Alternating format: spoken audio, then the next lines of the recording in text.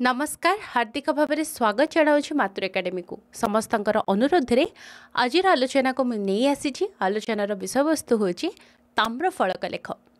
तेबे प्राचीन ओडिया भाषार स्वरूप निर्धारण रे ताम्र फलक लेख गुड़िक बहु परिमाण रे साहाय्य करिथाए। तो ओडिया रे लेखा जाइथिबा ताम्र फलक लेख भितर प्राचीनतम होउछि चतुर्दश शताब्दी रे आमे देखिबा को पाइबा केन्दुली मठ आउ शंकरानंद मठर सनंद।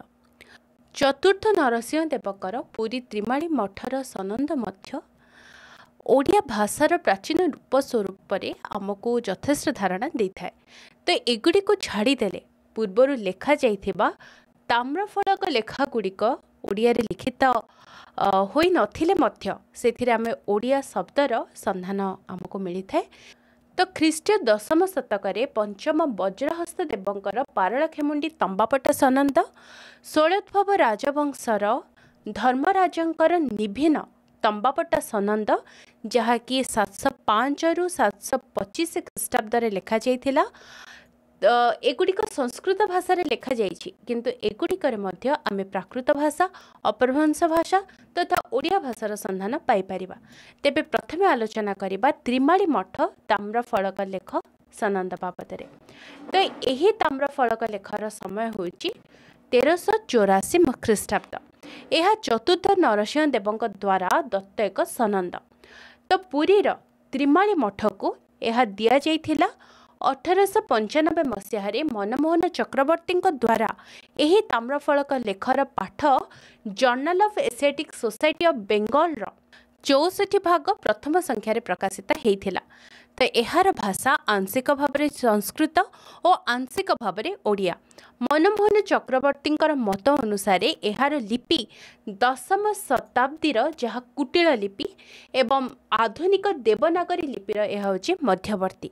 तो यही ताम्रफलक लेखरे दान मंजूर करा जाइथिबा अंश चतुर्थ फलकर 13तम धाड़ी लेखाही। तो ये जहाँ सब लेखाही से आमको बहुत गुड़िए आमर भाषा संपर्क आमर इतिहास संपर्क आमको जानवा को मिले। यही ताम्रफलकर अधिकांश पाठ हूँ ओडिया किंतु यही पाठ को जदि आमे देखिबा ताहाले ओडिया भाषा उपरे संस्कृत भाषार विशेष प्रभाव पड़िथिबार आमे देखिया को पाइबा। तेबे तार कारण जो लेखनकार को लिखिछंती तांकर संस्कृत भाषा प्रति आसक्ति बोली आमे अनुमान करि परिबा। तो राजा चतुर्थ नरसिंह देव 1384 ख्रीष्टाब्द जड़े ब्राह्मण को एक दान देइथिबार विवरणी एठारे लेखाहेछि। सनंद दिया जाइथिबा समय मध्य एथिरे सूचित अछि जहाँकि आमे देखि परिबा चैत्र मास त्रयोदशी रविवार नरसिंह देवंकर अष्टम अंकरे यह दिया जाइछि। तेणु एही ताम्रफलकटी केबेर ता जानिबार कौनसी समस्या नहीं। एथिरे समय स्पष्ट भाव लिखित अछि। तो राजा सनंद देवा समय जो माने उपस्थित थिले सेमानंकर नाम मध्य एथिरे उल्लेख कराइछि। जो भଳି कि गणेश्वर जैन जे कि द्वार परीक्षा बा तांको परीक्षा बोली लेखा होछि द्वार परीक्षा बोली लेखा होछि। तो ठीक से भଳି भाबरे लांडू संधि विग्रह बुढ़ालेंका से उपस्थित थिले। महापात्र नरेंद्र चक्रवर्ती जे कि पौर परीक्षा बा कोषाध्यक्ष से उपस्थित थिले। महापात्र नरहरि दास प्रहराज से उपस्थित थिले जे कि दान ग्रहीता। तेबे दान काहाको दिया हैथिला ना महापात्र नरहरि दास प्रहराज को ए दान दिया हैथिला और महापात्र श्रीपति मंगलराज एठी उपस्थित थिले। तो सनंद देवा समय रे राजा घोषणा करथिले जे से ग्राम को नरसिंहपुर नाम रे नामित करी से ताको नरहरि दास प्रहराज को से अर्पण कले आउ से ग्रामर जहादी राजा भाव से तांको घोषणा करथिले। तो एटा होची ए सनंद विषय रे। तो ए सनंदर भाषा को जदि आमे देखिबा सेथिरे ओडिया भाषार प्रभाव आमे स्पष्ट भाव रे देखिया को पाइबा। जो भरे कि सेठी लेखा होची भावोदक समय श्रीचरण भीतर मांदाना फलसी। तो यह आमे देखिया को पाइबा ओडिया भाषा यथेष्ट परिमाण अच्छी किंतु संस्कृत भाषार प्रभाव पूरापूरी भाव में रही। तेबे परवर्ती ताम्रफलक जहाँ संपर्क में आम आलोचना करवा ताहूँ शंकरानंद मठर ताम्रफलक लेख। यही ताम्रफलकटी पुरी जगन्नाथ मंदिरर दक्षिण पार्श्व शंकरानंद मठरू मिली। तो यह चतुर्थ नरसिंह देवंकर राजत्वर अष्टम अंकरे माने 1396 मसीह लिखित होता। यार भाषा आंशिक ओडिया और आंशिक संस्कृत। प्रत्न ओडिया आउ देवनागरी मिश्रित लिपि रे यह लिखाई। यही ताम्र फलक ओडिया अंश षष्ठ फलक आउ तार अपर पार्श्व रही। तो षष्ठ फलकर 19 धाड़ी अंश लेखा होची नृपति स्वराज्यस्य द्वाविंशतम अभिलेख्य भीतर नबरे पूजानंतर। तो एभली विभिन्न जिनस सब लेखा जाइछि। तो जड़े ब्राह्मण को 2 गोटी ग्राम दान करा जाइथिबा प्रसंग ए सनंदरे वर्णित अछि।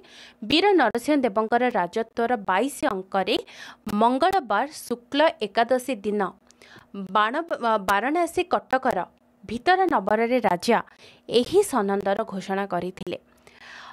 तो सेतबेले राजा गहन जो मैंने उपस्थित थिले सेमानक नाम मध्य एठी लिखाई। जेमिति महापात्र कृष्णानंद संधि विग्रहिक, महापात्र लांडुरथ, महापात्र गोपीनाथ संधि विग्रहक, तापरे पात्र भुवनानंद संधि विग्रहक, पात्र सिद्धेश्वर जेना, त्रिविक्रम द्वारपरीक्षा और संधि विग्रहक और सेनाध्यक्ष।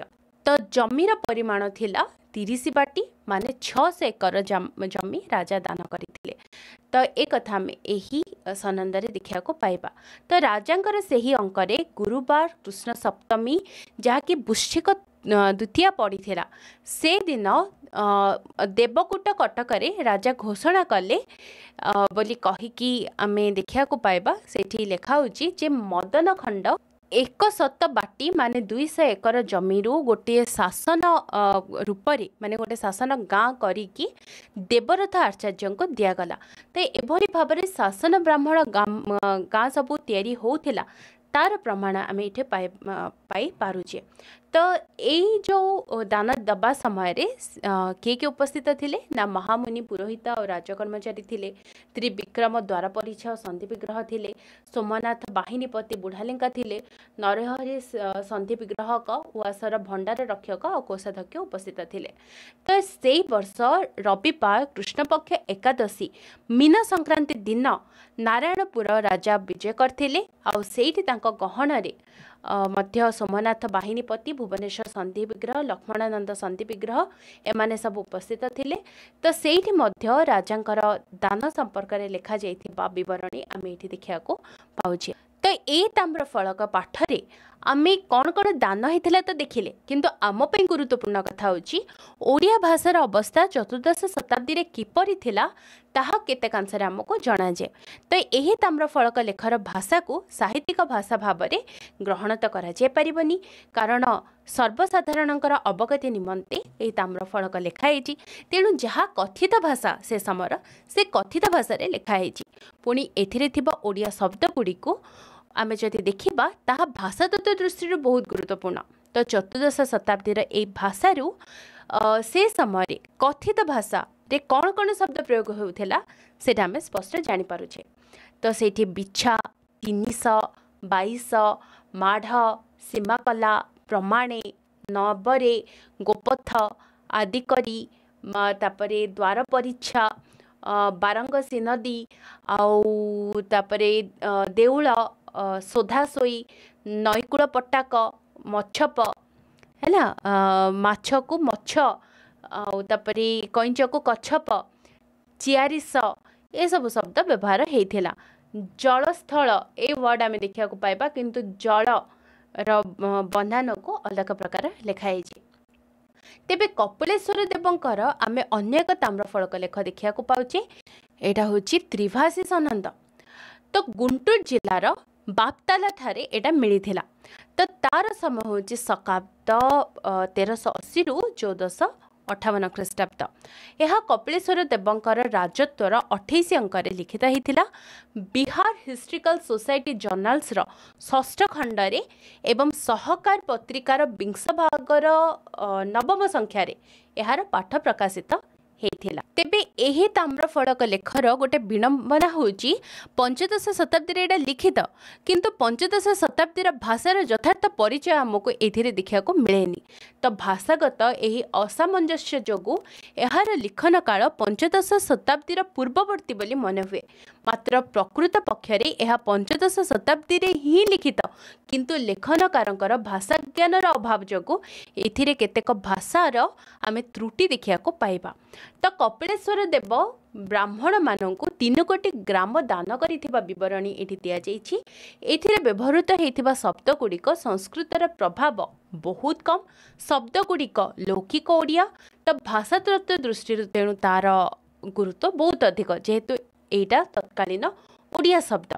तो ए विषय आमे देखिबा डॉक्टर कुंज बिहारी त्रिपाठी आलोचना करछंती। एही ताम्रफलकरे गोटे शब्द अछि जहार ना होछि मेडुर, जहा कि हरिकुक मेडुरी सीमा यही संस्कृत शब्द एटा होछि संक्षिप्त रूप। सेमिति स्थल बदल रे थल शब्द प्रयोग होइछि। से भली मूल शब्द रे हर्ष दीर्घ भेद किछि रखा जाय नाही। सेमिति आमे देखिबा बाहर करी अर्थरे फेड़ी शब्द प्रयोग करा होछि। पूर्णमी पई पूर्णकाल शब्द प्रयोग करा होछि। समय पई समय शब्द प्रयोग करा होछि। ये नहीं समय पानी दीर्घ रे लेखा होछि। ब्राह्मण को ब्राह्मण लेखा होछि। वीर हर्षय रे लेखा होछि। गजपति को गजपति लेखा होछि। गौडेश्वर को गौडेश्वर लेखा होछि। तो ठीक सेमिति नवकोटि को नवकोटि नवकोटि बोली लेखा होछि। कपिलेश्वर देव को कपिलेश्वर देव बोली लेखा होछि। तो एभली भाबरे महाराजा को महाराजा लेखा होछि। दत्त को दत्त लेखा होछि। एभली भाबरे से समर ओडिया को आमे जानि परिबा।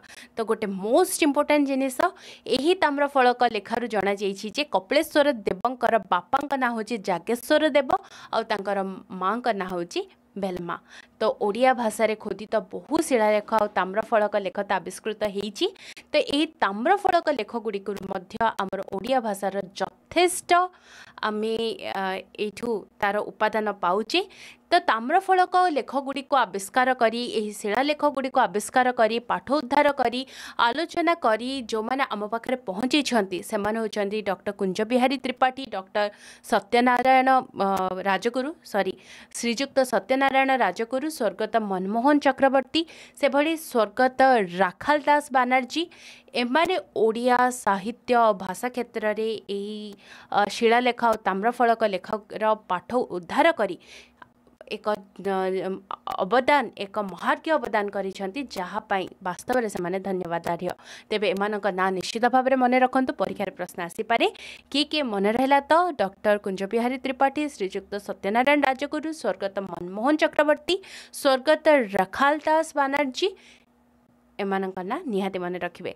तेबे आपणक बंधुंक सहित या निश्चित भाव में शेयर करंतु, कारण बहुत बहुत बहुत गुरुत्वपूर्ण वीडियो आ मु जेतेबेले क्लास करूची संगे संगे तार नोटिफिकेशन पाइबा पई एबे संगे संगे सब्सक्राइब करंतु एवं बेल आइकन को ऑन करंतु, जद्वारा आपण पाखो नोटिफिकेशन आसी परिबो। विदाय नउची आजी पई रहिली ताहाले, नमस्कार।